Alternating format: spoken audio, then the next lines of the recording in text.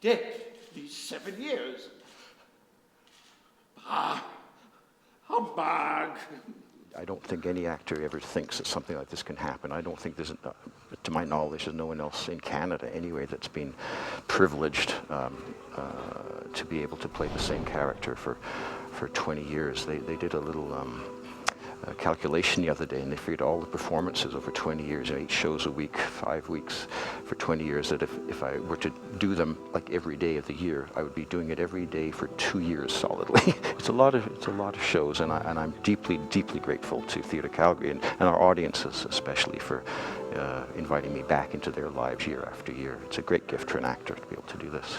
Scrooge has changed enormously from the very first version, which was a lot of makeup and what I call the farce Scrooge. It was very funny, it was big over the top, and I never felt quite right about it because I wanted him to be a real person.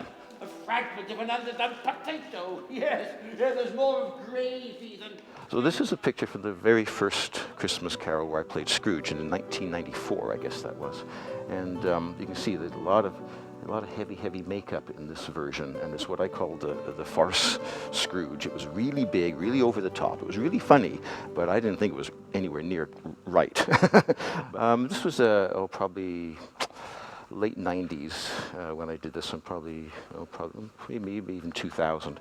And as you notice, it's a very interesting Scrooge because he was completely bald. They shaved my head completely bald. This is partly came out of the fact that the version that we had been doing, and even this version, was extremely physical for me. And I wore long underwear all the way throughout it, and I would sweat like crazy. And I had this wig on and this hat. And I finally said, you know what? I'd like to do one once where I'm not dripping wet all through the show, and it would be helpful if I didn't have to wear anything on my head, including hair. And they went along with it, and I like it because it kind of looked like a turtle. And it's one of my favorite looks, actually. I'd like to try it again one day. I was 44 the first time I played Scrooge, and I think this is probably a year or two later. And not a lot of wrinkles and stuff there, except a few that are painted on. But that was Jacob Marley behind me, scaring me.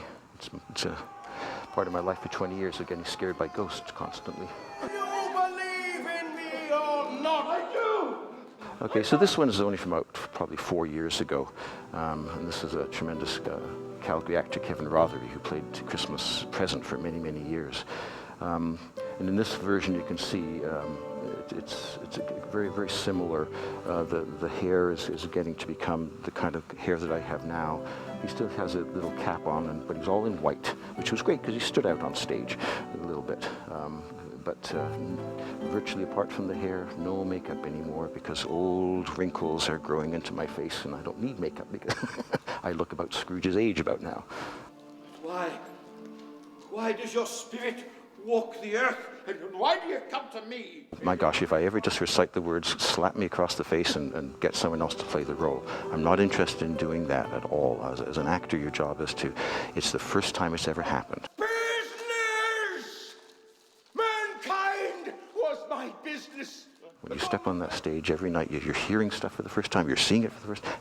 If you're just reciting it, then you are a bad actor and you have no business doing this, and I don't want to do that. If it ever came to we're just doing the same show year after year after year, I wouldn't be doing it. You are always a good friend to me. You will be haunted by 3 spirits. You'll never get to the true heart of a human being. You can keep trying, but it's an endless journey, and I love it. I love it.